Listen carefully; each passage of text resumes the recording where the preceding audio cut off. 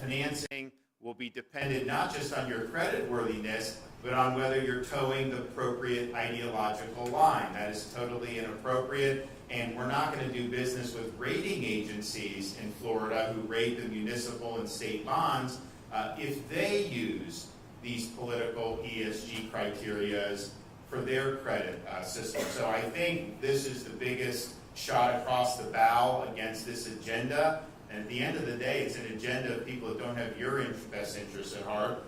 These are people that are pursuing their own agenda, but they're dressing it up under this idea of ESG, acting like it's noble. All it is it's really the perversion of capitalism. It's the perversion of a market economy, and they're trying to do through big business what they can't get done through the ballot box. And so they know these policies are unpopular, so they're trying to do an end run around the constitutional system. So we put the kibosh on that in Florida, and I bet you some other states will follow suit as well. So today we're here because we think that health care is too expensive, prescription drugs are too expensive, and sometimes there's reasons for why something would be expensive. Something's like a real path-breaking treatment or procedure. When it comes out, it usually is more expensive. So there's sometimes you see that. But what I think you see in our healthcare system is you see a lot of bureaucracy, red tape, and people are making money off this system that aren't really providing value to the system. And you see it in a number of different ways. And we've tried to do a whole host of things in Florida since I've been here to increase transparency in this whole system. So for example, we have the price transparency where you can go online and look to see how much these procedures cost. We now have some health insurers for our state employees. They can do what's called shared savings. So if you pick a procedure that's cheaper at one place than the other, the savings gets passed on to you as with your premiums going down. And we've been able to save people millions and millions of dollars in our state system. So we're happy about doing that transparency. We're the first state in the nation to utilize the 2003 law federally to let us buy drugs from Canada, which are a lot cheaper there. It was approved initially by the Trump administration. It's been held up by the Biden administration and the FDA because they say they're not sure it's safe to purchase drugs from Canada. Meanwhile, they'll approve a jab for a 6-year-old baby with an mRNA COVID shot with almost no data to support that. They don't care about the safety there, but somehow they're so concerned that if we just purchase drugs from a different market, that's going to be a major safety concern in the United States. And of course, that's not true. They're just running interference for the pharmaceutical companies, because obviously, if we have to buy it here, it's way more expensive. It's the same drug, just going across the border, so we're trying to access foreign markets to do that, and they're still holding it up many, many years later, even though Biden himself said that he wanted this to go forward. We've also, so in January, we said, what more can we do with drugs? So we hope we got the Canadian, and we're still fighting for that. We're in court on stuff, and so stay tuned. We said, one of the things that we see is when you go to like your pharmacy, it's not like the drug's just there, you buy it. There's middlemen that are involved in providing this and charging for it. They're called pharmacy benefit managers, and it's a very opaque part of this process, but they make huge, huge amounts of money and really help drive the cost of prescription drugs higher and higher. And right now, you have about 3 of these PBMs that control 80% of the prescription drug market. And who this really, it hurts, of course, consumers. It also hurts neighborhood pharmacies, because they have practices that make it more difficult for these folks to stay in business. And you're going to hear about that from some of our speakers today. So we see the prices going up. There's a variety of reasons for that. PBMs are one part of it. There's a lot of money being made, not a lot of value being returned to consumers, and making it more difficult for our small businesses to operate. So today we'll be signing the Prescription Drug Reform Act, and it is going to reform these problematic practices that have been used by PBMs. So some of the things they do, so one thing they do is called spread pricing. And what they do is when they charge health plans and payers, they will charge them more for a prescription drug than what they actually reimburse to the pharmacy, and then they keep the difference. Another thing they do is And so with that, in some claims, the total cost of the drug is actually less than the patient's co-payment for the drug.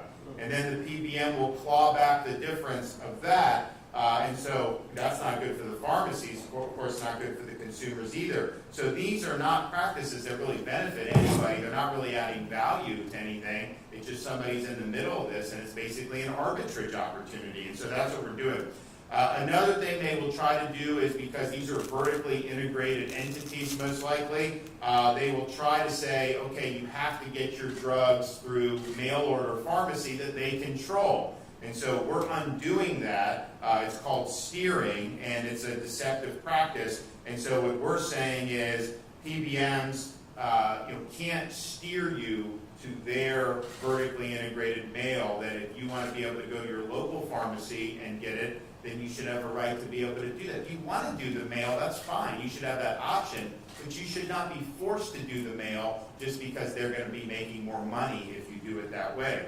And then there's also a lot of transparency elements in this, not only for PBMs, but also for prescription drugs and price increases, and making sure that they're providing the information about why these drugs are going up once they hit a certain threshold. And so we think that that's something that's very, and we're going to be tracking the prices of drugs and the increases of drugs. And so according to the most recent research in 2022, drug makers raised prices on more than 1,400 drugs, which is the most they've done since 2015. And so look, I mean, sometimes you develop drugs and it can be, there could be demand, it can buzz it up. That does happen. But I think what a lot of those price increases is just taking advantage of the convoluted system in order to be able to raise prices and make more money on folks. And again, in a good economy, you make money by providing value to consumers. I mean, that's really where you're supposed to do good. So much of our healthcare system, people are making money, making life more difficult for consumers and making the system less transparent. So we're trying to go in a different direction in Florida in a variety of ways, and today is a really big step in that direction. So this is something that when you are dealing with any entrenched interest sacred cow, they don't just let it go. And so these guys in the legislature got lobbied very heavily. They were told the sky's going to fall if you bring transparency to PBMs, even though many other states have actually done it.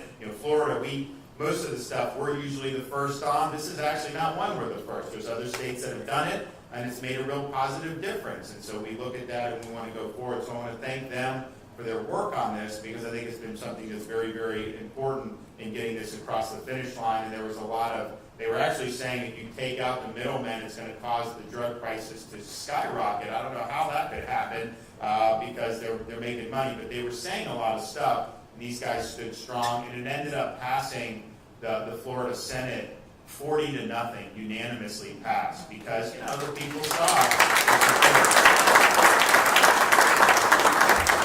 All right, so we got a number of folks going to come up. So first we'll hear from our ACA Secretary, Jason Weida. So come on up, and then Michelle will come up. Then we'll hear from some of our constituents. Thank you, Governor. Such a pleasure to serve the people of Florida under your leadership. Good morning. It's great to be here to take actions that will provide transparency and accountability in the pharmaceutical industrial complex. I want to thank the Governor for continuing to champion prescription drug price transparency, and all the members of the legislature for bringing about his bold proposals. Pharmacy benefit managers, or PBMs, have dodged much needed transparency for too long. Floridians deserve better. They deserve better than unnecessary markups that line the pockets of big pharma. And today, the Governor is going to codify the most comprehensive legislation in Florida history to rein the prescription drug industry. A few actions that this bill will include: it allows Floridians, as the Governor mentioned, to choose whether they want to receive prescriptions by the mail or to opt into that service. It ensures that no Florida registered PBM can mandate a narrow network that only includes that company's affiliated pharmacies. And it creates transparency in drug price hikes that help empower and inform consumers about cost increases. Drug manufacturers will also have to submit reports to the Department of Business and Professional Regulation of drug price increases, which the Agency for Healthcare Administration will publicly post on myfloриdarx.com with regular updates. If you haven't already done so, I do strongly encourage you to look at myfloриdarx.com and other of our transparency websites, including floridahealthfinder.florida.gov for additional healthcare transparency tools. This bill is also going to codify Executive Order 22-164, which was issued by the governor back in July to hold PBMs accountable. The agency is also, pursuant to that executive order, working on audits of many of the PBMs that we have contracted with to see if they're engaging in some of those deceptive trade practices that the governor mentioned, including spread pricing and clawbacks, and to make necessary corrections and contract amendments. In sum, the agency is committed to delivering affordable and transparent health services to achieve the state's mission to deliver better health care for all Floridians. And it's time to rein in PBMs. And I am proud to work with the governor like this that has courage to do so. So thank you very much.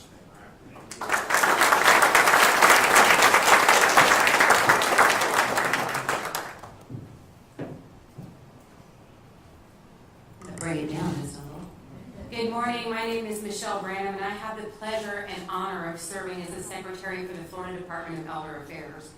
You know, Florida has over 6 million seniors in our state, a number that is growing daily in part to the many freedoms that we enjoy here in this gorgeous state thanks to our great governor and our legislature.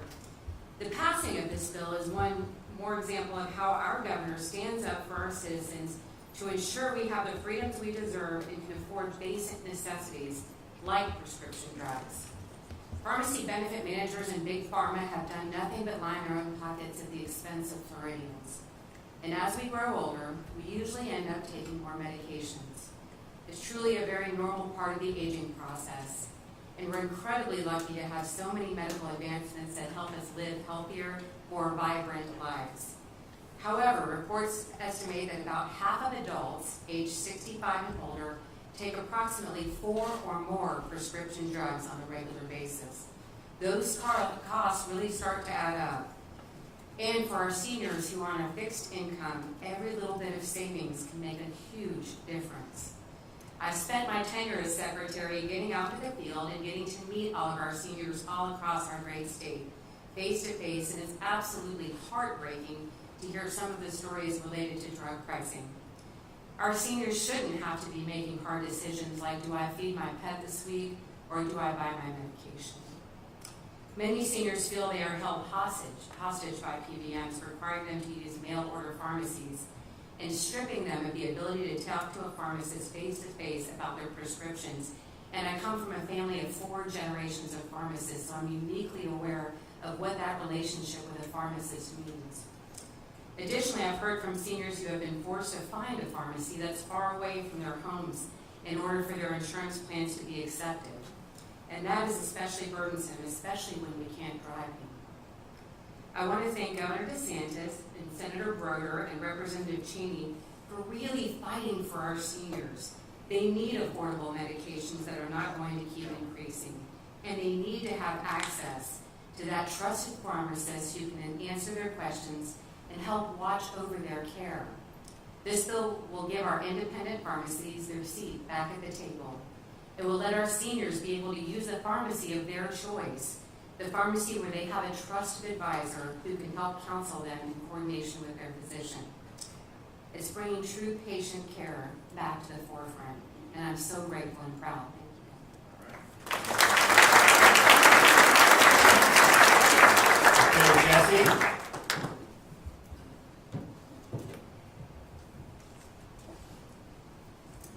Thank you, Governor DeSantis. It's an honor to be here today. My name is Jesse Brashear, CEO of Brashear's Pharmacy. I'm a second-generation pharmacy owner in Citrus County. For 40 years, my family has been serving our community through pharmacy. We've experienced firsthand while we care for our patients each day, like so many others, the problems caused by the PBM middlemen. We see sick patients scared to use a PBM-affiliated pharmacy or mail order instead of the pharmacy of their choosing. This often causes confusion and delays in care. We see physicians having to spend valuable clinical time justifying to a PBM why their patient needs a prescribed medication. We We see long-serving, locally owned pharmacies throughout our state have been forced to close because of PBM clawbacks and take-it-or-leave-it contracts. And every Floridian has had to deal with higher insurance premiums and rising drug costs due to PBM spread pricing and greed. Whether you're a patient, a physician, or a pharmacist, dealing with PBMs in recent years has been hell. But joy cometh in the morning, the scripture tells us. See, PBMs forgot their place. Mega corporations in Florida don't have the power that people do. The people of Florida needed a champion in the fight for PBM reform, and with Governor DeSantis, we got the champion we needed. I would like to say a special thanks to Senator Broder and Representative Cheney, who sponsored this bill in the legislature. I got the chance to speak in their committees. And my own representative, Dr. Ralph Mazzullo, for his support of this bill as well. This bill is the good prescription that Florida needed.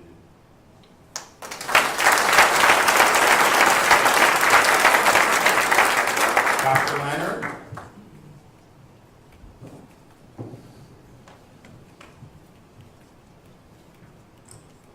Good morning. Thank you, Governor DeSantis, for having me here today. I'm certainly proud to be a part of this announcement today in this bill signing. Public supermarkets operate 789 pharmacies in the state. They see the impact of unchecked PBM practices on a daily basis in our stores. Thanks to your efforts and those of President Placidomo, Speaker Renner, and the legislature, Floridians will be able to access their medications at the lowest possible price and continue to be able to have a face-to-face relationship with their community pharmacist. We are so grateful for your efforts and your steadfast leadership on this very important issue. Thank you, Governor.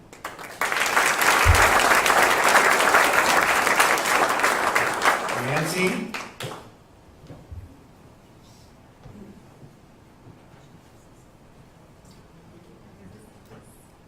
Hi, my name is Nancy Given. I've been in healthcare for over 40 years. I do home health in the Treasure Coast, but more so I've been the family caregiver for everybody and everybody else's family. So medication has always been a challenging issue due to availability, cost, and which pharmacy is going to have which drug, and how many pharmacies I'm going to have to go to pick up everybody's medication for that one.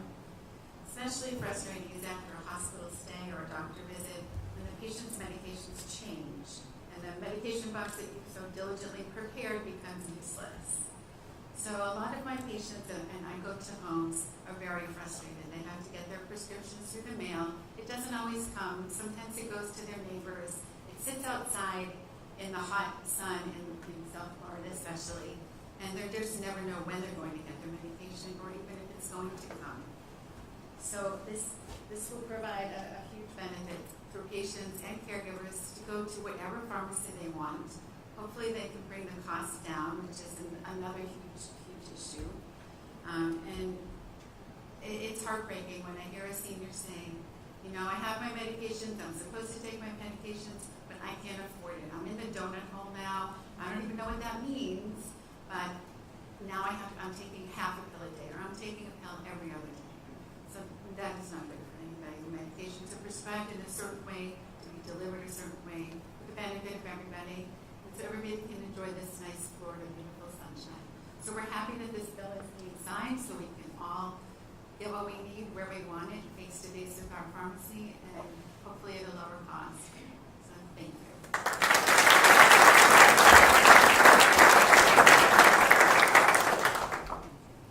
Okay, Randolyn.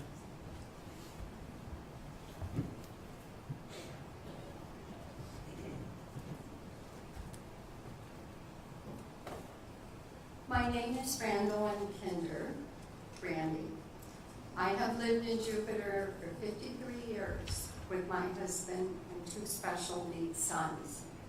I was going to contact Governor DeSantis' office this week to discuss another very important subject with my family, but instead I am here to speak about the problem that will eventually affect every one of you. That is prescription drug costs, and especially the co-pays that are associated with each prescription. My husband has quite an extensive history with heart-related problems. Many expensive medications have been prescribed for his different situations. He has been prescribed Eliquis after 2 of his procedures, but was given samples to help costs with the drugs. Each time, we would fill the first prescription and then ask the doctor to prescribe a less costly drug. Or we would purchase a different prescription plan to help pay for the Tier 1 drugs. It has become a vicious cycle. Speaking with our pharmacist, I was told that an average copay for a Tier 1 heart drug, cholesterol drug, and diabetes drug at this time is between $800 and $1,000 per month for each of you. As I stated earlier, we have 2 special needs sons.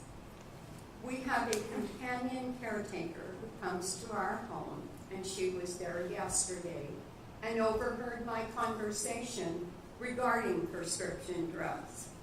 She informed me that her 92-year-old mother is on Eliquis and has a monthly copay right now of $304 a month.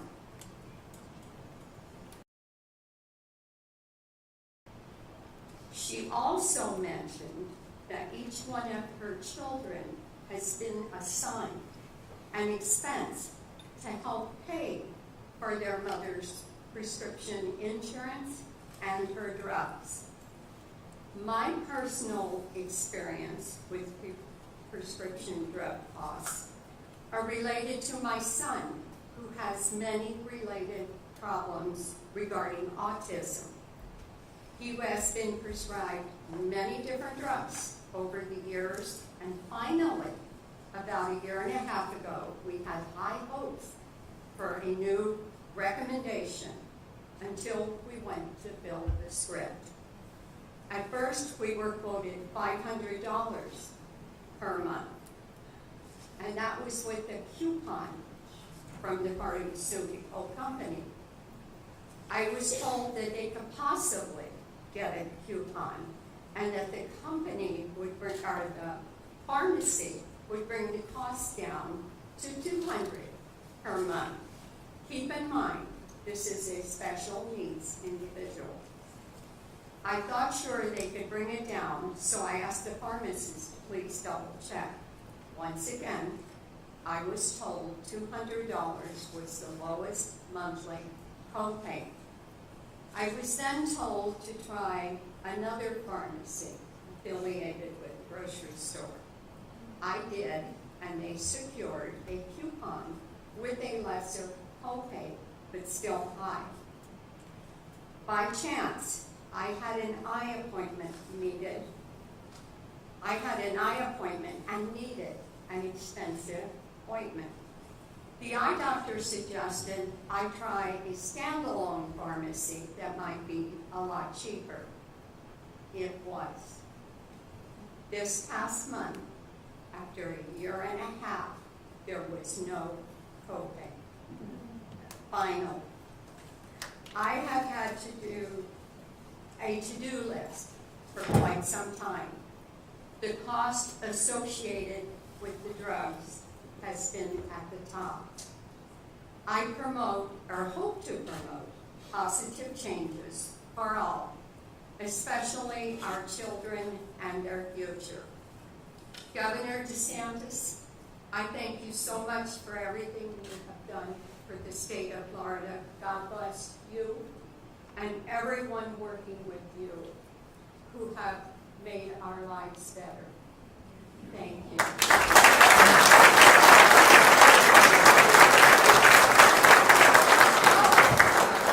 All right, well, you see why this is important. It was great talk, and we'll go make it official, and then we'll make some progress on this issue.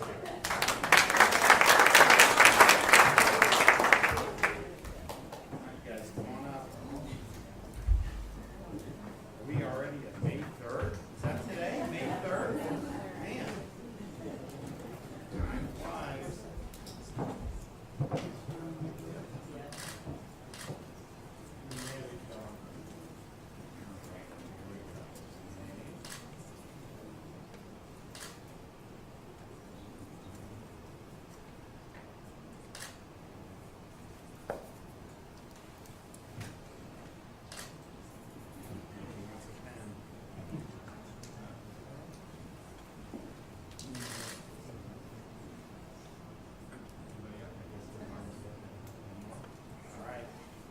are. We got it.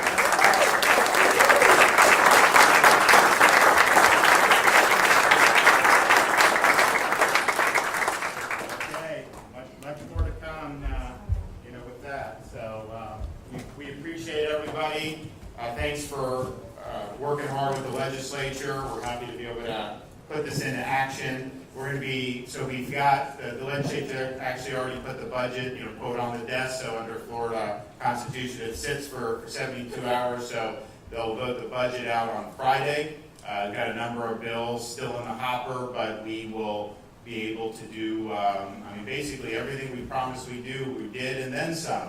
And I think you're going to end up, when all this is done with the budget, and we go through the budget and do our line item vetoes and sign the budget and sign or veto all the bills, I think you'll see since the election in November, because remember we've done 2 special sessions since then, I think you'll have seen the most productive 6-month stretch that anybody could remember, not just in Florida, but show me anywhere around the country that will be able to match this. And so that's what it's all about. You go, you get opportunity, and you make the most of it, and that's exactly what we're doing. Okay, take some questions. Yes, sir. Yes, Governor. Chris Nelson, Floridian Press. I know if you're probably aware of Dr. John Littell. He's a doctor in Florida, 30-plus years. He had his board certification revoked for COVID-19 misinformation. He was prescribing ivermectin, and the board didn't like that. That board's not even in Florida. Now, the Protection of Medical Conscience Act passed the House yesterday and will be making it to your desk. Wanted to know if you support that. It will protect doctors like John Littell from that type of retribution. 100%. And so we called for this last year, actually. And the idea is that our Florida bail, tough on bail, is anti-New York. Supporting free speech physicians, kind of anti-California. California had a law that said if you dissent from orthodoxy, if you dissent from Fauci, you can get your license revoked. You can get disciplined. And the reality is, it's been the dissenters that have been right about COVID since its inception. And the way you do medicine or any type of science is not to just follow the crowd, but to follow the evidence. And so if you have folks following evidence that conflicts with elite guidance or conflicts with whatever the herd is saying, that is not sufficient reason to get disciplined. In fact, we need people to be able to support their views. So it's good legislation. We thought we had it done last year. It kind of fell off at the very end. And so this is one that we said would be a priority of ours. And we are excited that it's going to get across the finish line. And I think if you look at our physician-free speech and the protections, that'll probably be the strongest in the country. And then we're also doing the medical freedom bill to not just make permanent our protections against COVID authoritarianism, but to expand that for Floridians, for other things that they may try to mandate on you. Because COVID was just really the means that they used, but they really just wanted to control your behavior. So there's going to be other things that come down the pipe where they'll try to do it. So we're putting those protections in the law, and I think that that's something that's probably going to be leading the country as well. But I want to be a haven for physicians that are willing to put the evidence ahead of whatever some medical society said. And just having dealt with COVID, I can tell you a lot of this is very, very political what these medical organizations are doing. I mean, they were coming out saying mask these kids in school. They did not have a basis to do that. That was politics. That was ideology. That was not evidence-based medicine. And so to penalize somebody for following the evidence just because they're conflicting with whatever the majority view may be is totally inappropriate. And in Florida, I think you're going to end up seeing us. We're going to have people that want to practice freely. They're going to be attracted to the state. So we're going to end up getting a lot of good physicians. Yes, ma'am. Danny Travis, CBS 12 News. What would you say was really the defining moment or turning point that you felt you needed to take action against PBMs? So as a couple of things, I mean, one is we've looked for any ways we can to help with prescription drugs. And we fought a lot with this Canadian stuff. We're still fighting. We're disappointed that the Biden administration is holding it up. We've done the price transparency, which, there's been some benefits to that. I think the problem with the price transparency is you can have this portal and you could shop, but if you don't get a benefit as a consumer, if the benefit's just to your insurance company, you really don't have the incentive to do that. So you need the insurers to do shared savings. We didn't mandate shared savings. We do have it with our state employees. So when they choose something cheaper, they actually get rebates and they save in their pocket. So we thought that that was important. But then we looked at this issue of the PBMs and the middlemen. And you had a lot of folks talk about this and point this out. And I'll never forget, I was, and so from a price perspective, very important. But then I saw the connection to family-owned local businesses and these local pharmacies. I was going through that, my wife and our kids needed something, so I went through one of the pharmacies, and I showed up, and the guy's like, he recognized me, and he starts saying these PBMs are killing him. And I was like, you know what, we're talking about doing something about that, so hold on. And then sure enough, we were able to do it. So you see it both from a consumer perspective, where you literally will charge someone a copay that's higher than the cost of the drug. How is that something that's fair? If there was transparency on that, you would never get away with that. The only reason they get away with it is because it's opaque. So you have that angle, but then you have the situation is, in our country, we need these small businesses and family-owned businesses to have a shot. Why would you want to stack a pharma industrial complex against the viability of having a local pharmacist that you trust, that may be family-owned and operated? I don't think we're better off if everything is some faceless big conglomerate that we have to do business with. I think having those be viable is very, very important. So it's really a combination of those two things, helping consumers, but also this is really good small business legislation.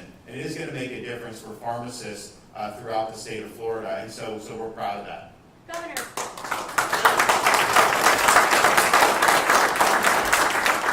Governor, what are your thoughts on legislation to lower the minimum age to purchase a rifle from 21 years old to 18 years old? So I think it's, I said at the time, remember when they raised that, I objected to it because I said it was unconstitutional. Look, I was in Iraq.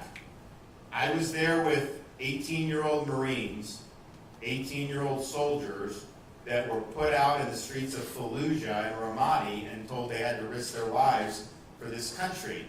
Then they come back after doing that, and even though they were carrying a firearm the whole time, they're told you cannot exercise your Second Amendment rights here as an adult and as a veteran. And so I know it's in the courts as well. I do think ultimately it's going to be determined that those blanket prohibitions are not constitutional. And look, if we're going to say as a society that the age of adulthood is 21, then that would be one thing, but it's not. I mean, you send people out when they're 18, they can vote when they're 18, and so as a constitutionally protected freedom, I don't think that there is basis to say that you can just blanket exclude people arbitrarily on that basis. And I expect the courts ultimately will come down. One more. Oh, thanks for letting me get another one in. Media's been taking a lot of shots at you lately using anonymous sources. And this kind of offends me as a reporter that these guys that are talking crap about you aren't putting their name on it. Would you just like to comment on that and maybe talk about the trip you just took? So it's interesting when and I think the rise of the anonymous sources, what it does, it allows them just to recycle gossip, or it allows them to do a pre-cooked narrative that they don't have the goods for. So they can wrap it up in an anonymous source because they couldn't prove it to the reader if they actually had to identify evidence. And so it's a way to create narratives and elevate narrative over fact. But here's the problem.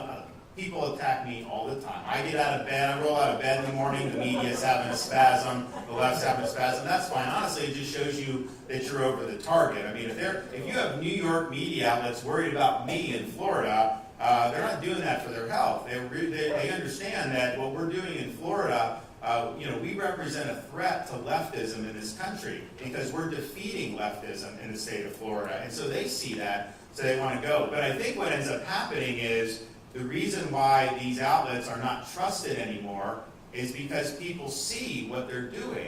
And so as they embrace these practices more and more, the trust of people has gone down. So they're trying to generate clicks, they're trying to do the narrative. But the problem is most people now just dismiss it. They'll see some headline, oh, anonymous source. We know what these guys are up to. We know what they're doing. And I remember one of the guys that used to moderate the presidential debates, Jim Lara. He was at PBS, and he had these rules for journalism. And one of the rules he said is you do not use anonymous sources except in like really extreme situations. So, for example, I mean, if there was like real serious malfeasance in government, and someone provided information and they wanted their identity, maybe you can say to expose that for the good of the public, you do. But you do not launder anonymous sources to smear somebody. If somebody's going to go after you, you should, as a journalist, you should demand they put their name to that. And if they're not willing to put their name to the accusation, then you would never run with it, ever, if you cared about actual standards. But I think those standards have been chucked aside. I think some of it's a race for clicks, but some of it is just, you've seen a lot of the legacy outlets transform from, they always had a liberal bias, but now real active partisans in terms of trying to pursue an agenda. And those are choices that people can make, but I think the upshot of the choice is nobody trusts these people anymore. Everybody knows when they see this stuff, they know someone's trying to feed them some type of narrative. They're trying to sell you a bill of goods. And so in that sense, it's like as much as they try to recycle all this and try to smear me, I know that most people look at it and they just reject it. And it's not something that they're putting much weight into. So hopefully, I just think facts matter. I think the truth matters. And I don't think we can govern our society based on manufactured narratives. And I think that we've got to be grounded in truth. All right, thank you all for coming. So good to see everybody.